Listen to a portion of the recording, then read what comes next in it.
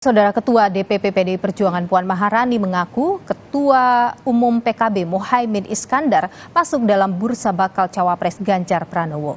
Puan menegaskan saat ini pihaknya terus melakukan finalisasi nama bakal cawapres yang akan mendampingi Ganjar bertarung di Pilpres. Terkait nama Caimin, Puan mengaku akan berkomunikasi dengan PKB karena masuk dalam bursa bakal cawapres.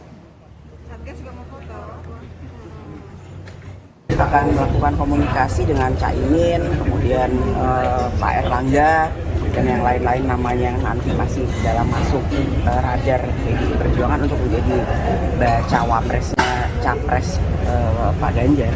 Ya itu bisa Caimin, bisa Erlangga, bisa juga yang nanti dari NU, dari Muhammadiyah, banyak yang masih bisa kita masukkan, tapi semuanya punya potensi.